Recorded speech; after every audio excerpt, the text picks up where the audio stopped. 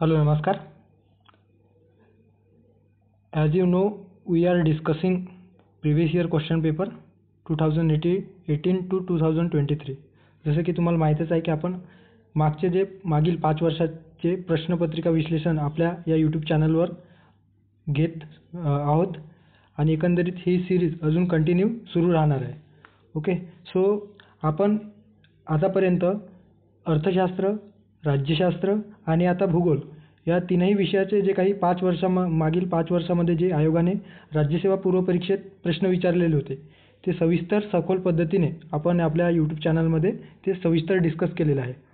Okay, जर तुम्ही ते व्हिडिओ बघितले नसेल तर नक्की बघा, ज्याचा फायदा तुम्हाला येणाऱ्या परीक्षेमध्ये नक्की होणार आहे.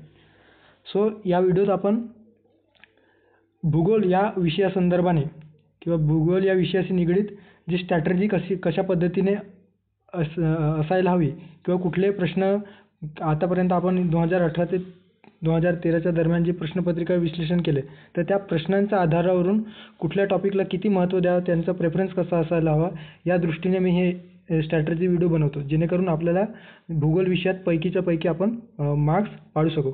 पैकीच्या पैकी नाही पडलं तरी किमान 13 ते 14 प्रश्न आपल्या बरोबर यायला पाहिजे, या दृष्टीने आपला एकंदरीत तयारी या भूगोल विषयाच्या अनुषंगाने असायला हवी. ओके, सो एकंदरीतच सविस्तर आणि सखोल पद्धतीने आपण ते जे प्रश्न आहेत ते डिस्कस केल्याच्या नंतर आपण अशा पद्धतीने आपण एक स्ट्रॅटेजी व्हिडिओ प्लॅन केलेला आहे. सो येणाऱ्या काळामध्ये जास्त नाही 10-12 दिवसामध्ये किंवा साधारणतः 15 दिवसामध्ये ते टॉपिक जे महत्त्वाचे आहेत त्यावरून आपण आपला जो स्टडी प्लॅन आहे तो करू शकतो. ओके, जर 28 एप्रिल या राज्यसेवा पूर्वपरीक्षा 2024साठी 28 एप्रिलला पूर्वपरीक्षा होणार आहे. तर आजपासून म्हणजे आज 21 फेब्रुवारी 2024, सो आजपासून साधारणतः 65 दिवसापेक्षा म्हणजे साधारणतः 65 दिवस आपल्याकडे आहेत. सो या 65 दिवसाचं योग्य नियोजन जर आपण व्यवस्थित केलं प्रत्येक विषयासाठी तर आपण हमखास पूर्वपरीक्षेत आपण यश मिळवू आणि मुख्य परीक्षेला नक्की बसू. ओके, सो बघूयात आता भूगोल या विषयासंदर्भाने कुठले प्रश्न महत्त्वाचे आहेत आणि कशा स्वरूपाची आपली स्ट्रॅटेजी असायला हवी. सो तत्पूर्वी आपण सिलेबस बघू राज्यसेवेचा काय आहे. तर राज्यसेवेच्या सिलेबसमध्ये भूगोल या विषयासाठी जो टॉपिक मेन्शन केलेला आहे त्याच्यामध्ये महाराष्ट्र, त्यानंतर आहे भारत आणि जगाचा भूगोल, अशा तीनही जे भूगोलाचे 3 पार्टमध्ये आपण त्याला डिवाईड करू शकतो. महाराष्ट्राचा भूगोल, भारत व जगाचा भूगोल. याच्यामध्ये महाराष्ट्राचा भूगोल, त्यानंतर भारताचा व जगाचा ह्या 3 याच्यामध्ये सेक्शनमध्ये सबसेक्शन आहेत, ज्यामध्ये प्राकृतिक, सामाजिक आणि आर्थिक भूगोल. आर्थिक भूगोललाच मानवी भूगोल देखील म्हटलं जातो आहे. ओके, अशा पद्धतीने प्राकृतिक म्हणजे ज्यामध्ये नदी प्रणाली, पर्वतरांगा, पठारे, त्यानंतर धरे, धबधबा, त्यानंतर झरे, हे जे काही नैसर्गिक प्राकृतिक आहेत त्या संदर्भाने आपल्याला प्रश्न विचारतो. त्यानंतर सामाजिकमध्ये कुठले प्रश्न आले तर सामाजिकमध्ये जे भूगोलाची जी उत्पत्ती झालेली आहे, कशा पद्धतीने ती थेअरी डेव्हलप झाली, वेगवेगळे सिद्धांत आहे, भूखंडवहन सिद्धांत झाला, त्यानंतर लाप्लासचा जो निधी संकल्पना आहे त्यावर प्रश्न विचारतो. ओके, हे जे काही कोर कॉन्सेप्ट आहे त्यावर आयोग प्रश्न विचारतो. ओके, आर्थिक भूगोलामध्ये आणि विशेषतः मानवी भूगोलामध्ये जे मानवी भूगोलाचे जे भूगोल शास्त्रज्ञ आहेत त्यांचे जे वेगवेगळे थेअरी आहेत त्या थेअरीबद्दल आयोग आपल्याला प्रश्न विचारताना दिसून येतो. त्यानंतर त्यांनी लिहिलेल्या पुस्तकावर आयोगाने या राज्यसेवा पूर्व परीक्षेत प्रश्न विचारल्याचे आपल्याला दिसून येतो. ओके, सो अशा पद्धतीने आपण आपला अप्रोच ठेवून आणि कुठले प्रश्न महत्त्वाचे आहेत किंवा कुठले प्रश्न आतापर्यंत विचारले, एकंदरीतच जेव्हा आपण या प्रश्नांचा आढावा घेतो तेव्हा आपल्याला टू द पॉईंट आपला अभ्यास होत असतो. ओके, सो जर तुम्ही 2018 ते 2023पर्यंत बघाल तर तुमच्या लक्षात येईल मानवी भूगोल, त्यानंतर पृथ्वीचे जे काही आपली अर्थ आहे त्या अर्थचे स्थान विस्तारासंदर्भात, ज्यामध्ये आपल्याला लॅटिट्यूड, लॉंगिट्यूड ह्या गोष्टी माहिती पाहिजे, म्हणजे अक्षवृत्तीय विस्तार, रेखावृत्तीय विस्तार. त्या अक्षवृत्तीय विस्तार आणि रेखावृत्तीय विस्तारांच्या दरम्यान जो अंतर असतो तो किती मिनिटाचा असतो, किती कालावधी लागतो, ह्या आपल्याला माहिती असायला हवं. भूअंतर्गत ज्या शक्ती आहेत, बहिर्गत शक्ती आणि भूअंतर्गत शक्ती, ज्याच्यामध्ये ज्वालामुखी, भूकंप, त्यानंतर बहिर्गत शक्तीमध्ये ज्या नदी प्रणालीमुळे ज्या तयार होणारे भूरूपे आहेत, त्यानंतर हिमनदीमुळे तयार होणारे, सागरी लाटांमुळे, वारामुळे तयार होणारे हे जे भूरूपे आहेत त्याविषयी आपल्याला आयोग प्रश्न विचारतो. वेगवेगळे वारे, आपल्याला ग्रहीय वारे, त्यानंतर स्थानिक वारे किंवा खारे किंवा मतलई वारे ज्याला आपण सी ब्रिजेस असे म्हणत असतो, तर त्या संदर्भाने आयोग आपल्याला प्रश्न विचारतो सातत्याने. ओके. सागर जल किंवा सागर तळरचना ज्याच्यामध्ये भूखंड वहन सिद्धांत आपल्या प्रकर्षाने आपल्याला विचारतो. त्याचे जे वेगवेगळे स्वरूप आहेत, भूखंड सिद्धांत याच्यामध्ये येणारे सागर तळ जी रचना कशा पद्धतीने झाली, ज्यामध्ये खंडांत उतार, त्यानंतर आहे डीप सी बेसिन, त्यानंतर डीप सी प्लेन आहे, तर याविषयी आपल्याला प्रश्न विचारतो. ओके. विदारणाची प्रक्रिया विचारतो. हवामानबद्दल आपल्याला महत्त्वाचे जे टॉपिक आहेत हवामानामध्ये, सापेक्ष आर्द्रता, निरपेक्ष आर्द्रता काय आहे, विशिष्ट सापेक्ष आर्द्रता म्हणजे काय, त्यानंतर ढग कसे तयार होतात. ओके. सो या सविस्तर गोष्टी आपल्याला या हवामान टॉपिकमध्ये, त्यानंतर जे काही आपली जी एकंदरीत वातावरणाची जी रचना आहे त्याच्यामध्ये स्थितांबर, आयनांबर हे जे काही स्ट्रेटोस्फिअर, आयनोस्फिअर हे जे वेगवेगळे थर रचलेले आहेत त्याविषयी आपल्याला प्रश्न विचारतो. ओके. समताप रेषा असेल, महासागर रचना. ओके.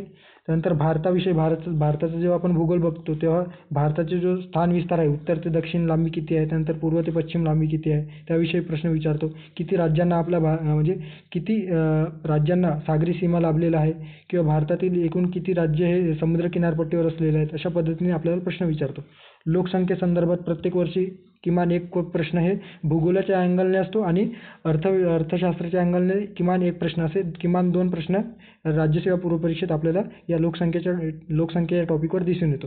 भारताची नदी प्रणाली आहे, ज्यामध्ये प्राकृतिक भूगोलचा जेव्हा आपण अभ्यास करतो भारताचा विषय, त्याच्यामध्ये नदी प्रणाली, पर्वतरांगा ज्या भारतामध्ये आहेत वेगवेगळ्या, हिमालयन पर्वतरांगा असतील, त्यानंतर इकडे जे सातपुडा पर्वतरांग असेल, इकडे निलगिरी हिल दक्षिण भारतामध्ये असेल, या संदर्भाने आपल्याला आयोग प्रश्न विचारतो. ओके.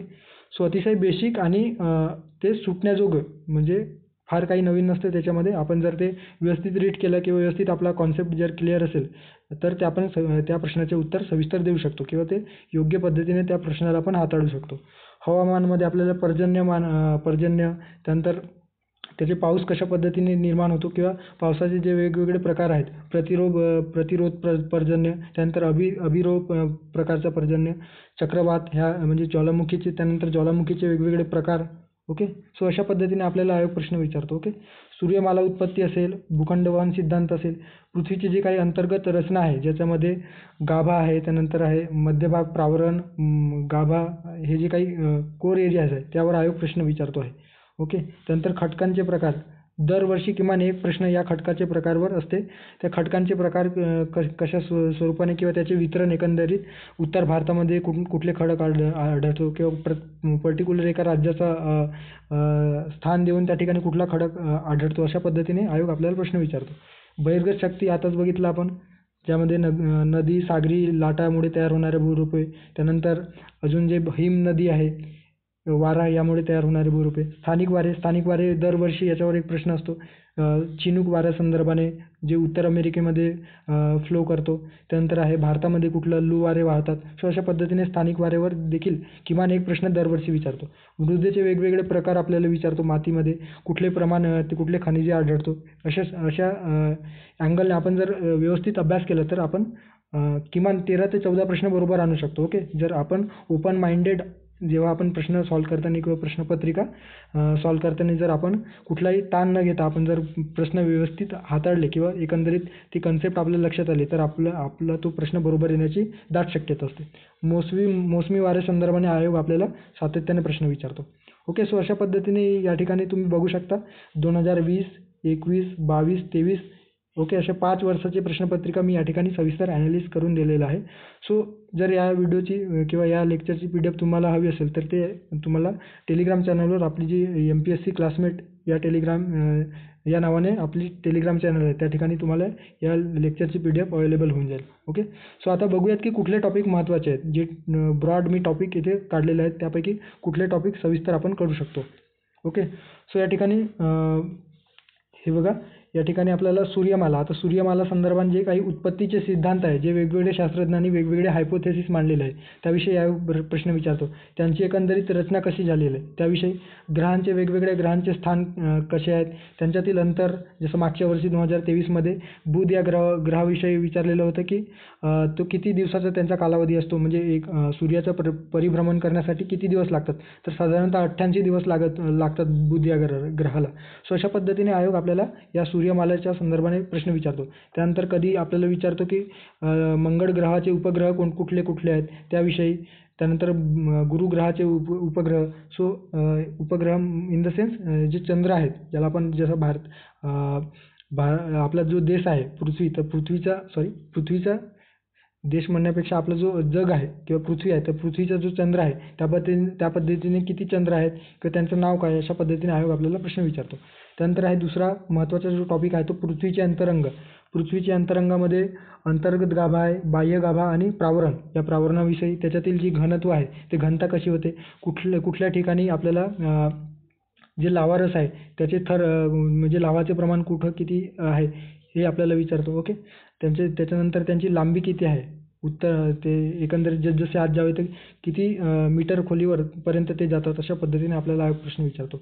त्याच्यातील जे विविध विलकता आहेत, ज्याच्यामध्ये मोह विलकता, त्याच्यानंतर अजून गटेनबर्ग विलकता, ह्या विलकता किंवा डिसकंटिन्युइटीबद्दल आपल्याला प्रश्न विचारतो. त्याची एकंदरीत घनता आणि भूकवचाची जी रचना आहे त्याविषयी आपल्याला माहिती असणे अपेक्षित आहे. ओके. सो तसेच आता जे अंतर्गत आणि बहिर्गत शक्ती आहे, ज्यामध्ये आपण बघितलं की भूकंप आणि ज्वालामुखी हे अंतर्गत शक्तीचा परिणाम आहेत किंवा अंतर्गत शक्ती या भूकंप आणि ज्वालामुखीमुळे तयार होतात आणि त्यापासून जे निर्माण होणारे जे काही विविध भूरूपे आहेत ते कुठले भूरूपे आहेत ते आपल्याला माहिती असायला हवे. बहिर्गत शक्तीमध्ये जे काही नदी आहे, हिमनदी आहे, त्यानंतर वारा आहे, समुद्राच्या लाटा आहेत, या लाटांमुळे जे तयार होणारे भूरूपे कुठल्या स्वरूपात. त्यानंतर अंतर्गत शक्तीमुळे जे काही विविध खडक निर्माण होतात त्याचे प्रकार, खडकांचे प्रकार, ज्यामध्ये इग्निशियस म्हणजे ज्वालामुखी जे काही खडक तयार होतात. ओके.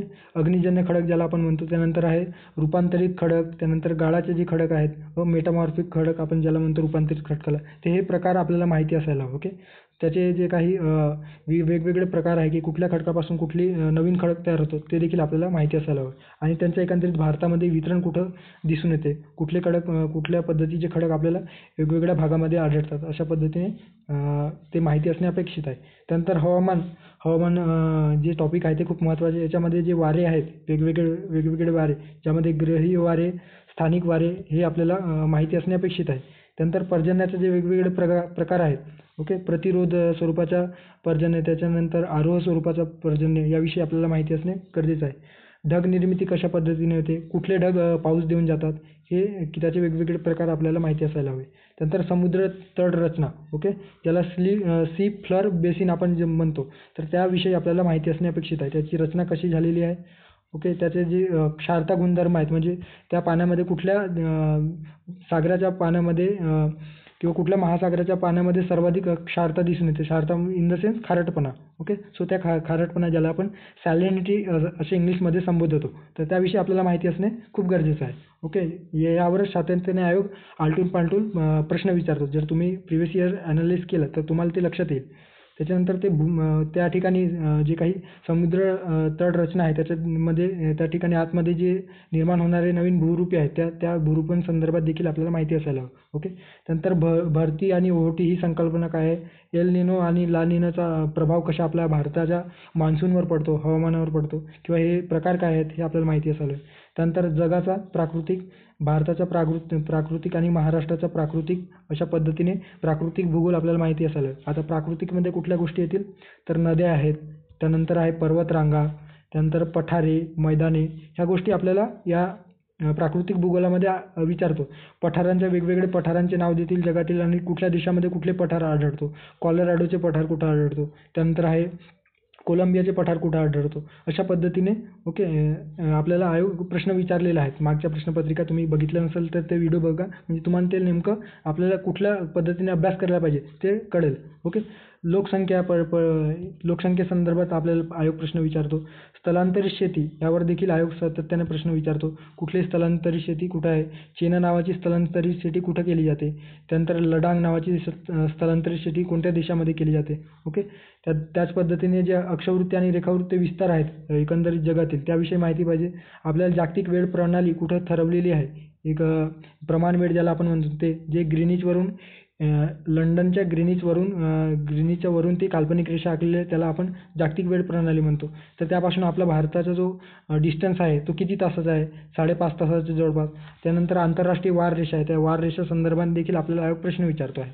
त्यानंतर भारतासंदर्भानं तेच नद्या, वेगवेगळ्या नद्या देतील आणि त्या नद्यांचं उगमस्थान कुठं आहे, त्या नद्याच्या उपनद्या कुठल्या आहेत, हे याविषयी आपल्याला प्रश्न विचारतो.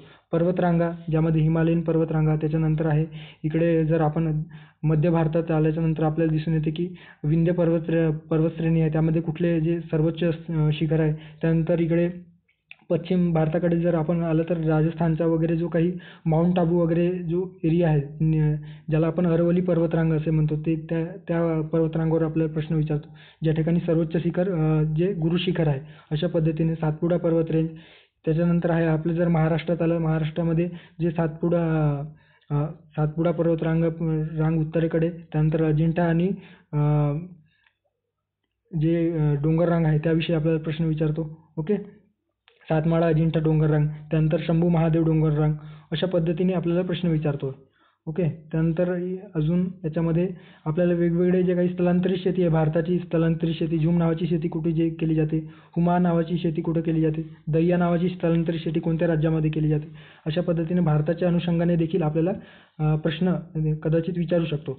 त्यानंतर राष्ट्रीय उद्याने आपल्या वेगवेगळे जास्त नाही जे चर्चेत असणारे 2023-24 मध्ये किंवा मागील 2-3 वर्षामध्ये जी राष्ट्रीय उद्याने सातत्याने चर्चेत होते, ते त्याविषयी आपल्याला माहिती असणे गरजेचे आहे. जसं आपण मध्य प्रदेशची कुनो नॅशनल पार्क आहे, त्यानंतर इकडे अण्णामलाई तामिळनाडूमधील. ओके, त्यानंतर कर्नाटकमधील जे आता पंतप्रधानांनी जेव्हा व्याघ्रगणना जाहीर झाले तर तेव्हा त्या ठिकाणी गेलेले होते, त्या अभयारण्याचं नाव माहिती पाहिजे. ओके, सो अशा पद्धतीने अभयारण्याविषयी आपल्याला माहिती असायला हवं.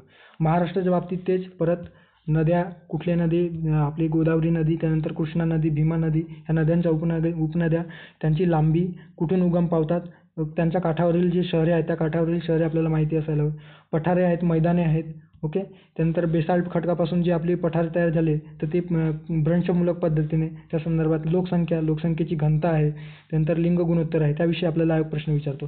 स्थलांतरित शेतीवर प्रश्न विचारतो, महाराष्ट्रामध्ये कुठल्या पद्धतीची स्थलांतरित शेती केली जाऊ शकते किंवा कुठली स्थलांतरित शेती केली जाते कुठल्या प्रदेशामध्ये. राष्ट्रीय उद्याने जी आहेत महाराष्ट्रामध्ये किती आहेत. ओके, त्यानंतर अभयारण्य कोणत्या स्वरूपाचे आहे किंवा कुठे आढळून येतात महाराष्ट्रामध्ये, अशा पद्धतीने. त्यानंतर मृदा, हे जे टॉपिक आहे ते खूप महत्त्वाचं आहे, कारण आयोग याच्यावर दरवर्षी किमान एक प्रश्न तरी विचारतो आहे. याच्यामध्ये प्रकार, वेगवेगळे मृदेचे जे काही प्रकार आहे, रेगूर मृदा, त्यानंतर गाळाची मृदा, तांबडी मृदा किंवा ज्याला रेड सॉईल असे म्हटलं जातं, जांभी मृदा, त्या मृदेमध्ये जे काही आढळणारे खनिज घटक आहेत त्याविषयी आपल्याला माहिती असायला हवी. ओके, भारताच्या अनुषंगाने, महाराष्ट्राच्या अनुषंगाने हे सविस्तर त्याचे वितरण कुठे कुठे झालेलं आहे. बेसाल्ट जर महाराष्ट्रीय बेसाल्ट खडकावर जर वसलेलं असेल तर या ठिकाणी कुठली मृदा आढळून येते, विशेषतः काळी कापसाची मृदा आपण ज्याला म्हणतो, त्या विशेषतः आपल्या महाराष्ट्रामध्ये दिसून येणारी ही मृदा आहे. त्यानंतर वेगवेगळे पिके, या मृदेमध्ये कुठले पिके घेतली जातात त्याविषयी आपल्याला माहिती असणे अपेक्षित आहे. त्यानंतर लोकसंख्येमध्ये आपण भारत व महाराष्ट्र या दोन्हीच्या संदर्भात आपल्याला घनता, साक्षरता दर, लिंग गुणोत्तर याविषयी आपल्याला माहिती असायला हवं. त्यानंतर संकीर्ण, आता काही नवीन टॉपिकमध्ये आयोग सातत्याने प्रश्न विचारतो, आलटून पालटून, पण त्याच्या प्रश्न विचारण्याचा जो एक पॅटर्न आहे तो नेहमी सातत्याने फॉलो होत नाही. ओके, कधी वेगळ्या गोष्टीवर म्हणजे कधी शेती संदर्भाने प्रश्न विचारतो तर कधी उद्योगधंदे संदर्भात आयोग प्रश्न विचारतो. पायाभूत सुविधामध्ये जे रस्ते मार्ग आहेत, वायुमार्ग, जलमार्ग आहेत त्याविषयी आयोग आपल्याला प्रश्न विचारतो. आणि हे जे प्रश्न असतात ते करंटच्या अँगलने असतात, म्हणजे एखादा नवीन आपण इनिशिएटिव्ह जर भारतामध्ये सुरू केलेला असेल, जसं सागरमाला परियोजना आहे किंवा आता जी स्वर्णिम चतुर्भुज जे काही महामार्ग, रस्ते उभारणी प्रकल्प आहे त्याविषयी आयोगाने आपल्याला राज्यसेवा पूर्वपरीक्षेत प्रश्न विचारलेले आहेत. वायुमार्गासंदर्भात जे वाहतुकीची जी व्यवस्था आहे ते योग्य प्रकारे कुठल्या मार्गाद्वारे केली जाते, अशा पद्धतीने. ओके, सो वस्तीचे प्रकार, वस्तीमध्ये केंद्रित वस्ती, त्यानंतर विखुरलेल्या वस्ती, ह्या अशा पद्धतीने आयोग आपल्याला प्रश्न विचारतो. आणि चालू घडामोडी. ओके, आता चालू घडामोडी कुठले, तर आपण चालू घडामोडीच्या अँगलने किमान म्हणजे 2 वर्षाचं तरी आपल्याला माहिती असणे अपेक्षित आहे. ज्यामध्ये भूकंप आहे, ज्यात आपल्याला वेसुयस पर्वत नावाची भूकंप, ज्वालामुखीचा उद्रेक कुठे होतो, त्यानंतर आहे माउंट ॲटना, जी ज्वालामुखी पर्वत आहे ते कुठं आहे, त्यानंतर भूकंप कुठल्या जर एका वर्षाच्या कालावधीमध्ये वेगवेगळ्या जापानमध्ये कधी झालेलं, किती रिश्टर स्केल. आताच आपण जे टर्की आणि सिरियामध्ये जे काही भूकंप आलेले होते त्यासाठी आपण जे ऑपरेशन राबवले, ऑपरेशन दोस्त, त्या संदर्भाने आपल्याला माहिती असणे अपेक्षित आहे. ओके. सो चक्रीवादळे, वेगवेगळे चक्रीवादळे जर आपल्या भारताच्या किनारपट्टीवर धडकत असतील तर त्यांचं एकंदरीत नाव आपल्याला माहिती असायला हवे. कुठल्या किनारपट्टीवर धडकलेलं आहे, एकतर ते अरबी समुद्राच्या किनारपट्टीवर धडकलं का, की बंगालच्या उपसागराकडून येऊन पूर्व किनारपट्टीवर धडकले, हे आपल्याला माहिती असणे अपेक्षित आहे. त्यानंतर त्यांचे नामकरण करणारे जे वेगवेगळे देश आहेत त्यांविषयी आपल्याला माहिती असणे अपेक्षित आहे. कुठे धडकले आणि कधी, म्हणजे कोणत्या वर्षी आलेले होते. सो अशा पद्धतीने आपल्याला एकंदरीत जे काही भूगोलासंदर्भानं आपण जे प्रिव्हियस इयर प्रश्नपत्रिका विश्लेषण केल्याच्यानंतर जे एकंदरीतच कॉन्क्लुजन, म्हणजे जे महत्त्वाचे टॉपिक या ठिकाणी आपण काढलेलं आहे. सो अशा 10-12 टॉपिक या ठिकाणी मी काढून ज्यावर आयोग सातत्याने प्रश्न विचारतो आणि टू द पॉईंट. ओके. एवढे टॉपिक जरी तुम्ही 10-15 दिवसामध्ये जर व्यवस्थित केले तर तुम्हाला भूगोल या विषयात किमान 13 तरी मार्क, जे 13 तरी प्रश्न तुमचे बरोबर येण्याची शक्यता असणार आहे. ओके. आता सोर्सेस कुठले आहे, तर 11वीची जी NCERT आहे मित्रांनो, 11वीची NCERT मस्ट आहे. तर ह्या 11वीच्या NCERTवर आयोगाचा जो कल असतो तो प्रश्न विचारण्याचा तो दिसून येतो. त्यानंतर 12वी भूगोल, जे 12वीची जी काही NCERT आहे भूगोलाची, 11वी भूगोल आणि 12वी भूगोल हे NCERT. तर 12वीचा जो भूगोल आहे तो मानवी भूगोलासंदर्भाने तुम्ही अभ्यासू शकता, कारण तिथे जे सायंटिस्ट वगैरे आहेत मानवी भूगोलासंदर्भाने, किंवा जे भूगर्भशास्त्रज्ञ आहेत त्यांनी मानवी भूगोल संदर्भात जे काही विविध संकल्पना मांडलेल्या आहेत ते. त्यानंतर 6वी ते 12वीचे स्टेट बोर्ड, अतिशय फॅक्च्युअल आणि डायरेक्ट या स्टेट बोर्डवरून आयोगाने प्रश्न विचारलेला आहे. ओके. सो हे 2 जे रेफरन्स या ठिकाणी दिलेलं आहे तितकं जरी केलं तर आपल्याला सफिशियंट आहे असं मी म्हणेन. किमान 13 तरी प्रश्न आपण घेऊ शकतो. जर या व्यतिरिक्त जर तुम्हाला आणखी काही जर वाचायची इच्छा असेल तर सौदी सरांचं ते पुस्तक वाचू शकता. पण मला तरी वाटतं की जर आपण व्यवस्थित कॉन्सेप्च्युअली अंडरस्टँडिंग व्यवस्थित झालेलं असेल आणि रिव्हिजनच्या पद्धतीने केलं तर आपला तो या स्टेट बोर्डच्या आणि NCERTच्या बेसवर बरेच प्रश्न सॉल्व्ह होतील. तरी ॲडिशनल म्हणून तुम्ही ते घेऊ शकता जर तुमच्याकडे वेळ असेल तर. Okay. If you have time then go through that particular book. Okay. So आता अशा पद्धतीने आपण जे महत्त्वाचे टॉपिक होते ते या ठिकाणी बघितलेले आहेत. ओके. सो होप सो आतापर्यंत आपण जे काही अर्थशास्त्र या विषयाअंतर्गत जे सविस्तर प्रश्नपत्रिका विश्लेषण सिरीजच्या माध्यमातून आपण ते स्ट्रॅटेजी विधी त्या विषयासंदर्भात देखील आपण स्ट्रॅटेजी व्हिडिओ बनवलेली होती. राज्यशास्त्रातील जे काही 5 वर्षातील प्रश्नपत्रिका विश्लेषण केले, परत त्यासाठी आपण कुठले टॉपिक महत्त्वाचे आहेत ते स्ट्रॅटेजी व्हिडिओ ते देखील आपल्या चॅनलवर उपलब्ध आहे. ओके. त्या प्लेलिस्टमध्ये ज्या विषयाची प्लेलिस्ट प्रश्नपत्रिका विश्लेषण सिरीज आहे त्या प्लेलिस्टमध्ये त्या स्ट्रॅटेजी व्हिडिओ देखील अवेलेबल आहे. सो ते देखील तुम्ही जाऊन बघू शकता. ओके. सो अशा पद्धतीने आता इथे थांबूयात. आता यानंतर आपण वेगवेगळे जे महत्त्वाचे टॉपिक आहेत, मी प्रयत्न करणार आहे की या भूगोल विषयाअंतर्गत जे काही महत्त्वाचे टॉपिक आहेत त्या टॉपिक एक रिव्हिजन म्हणून ते टॉपिक आपल्या चॅनलवर ते अभ्यासण्याचा प्रयत्न करूयात आपण. ओके. आणि एकंदरीत जे पुढचे जे विषय राहिलेले आहेत ज्यामध्ये इतिहास आहे, सायन्स आहे, हे सविस्तर आपण विश्लेषण सिरीज ला आपण कंटिन्यू करू. ओके. सो ते झाल्याच्यानंतर आपण कंबाईनच्या दृष्टीने प्रयत्न करूयात. ओके. सो थँक्यू वेळ दिल्याबद्दल आणि भेटूया पुढच्या व्हिडिओमध्ये. व्हिडिओ आवडल्यास नक्की लाईक करा. काही जर सजेशन असेल तर नक्की कमेंट बॉक्समध्ये सांगा. Always welcome to you in my particular space so that you can suggest me some improvement. Okay. So भेटूयात पुढच्या व्हिडिओमध्ये. थँक्यू. Keep studying.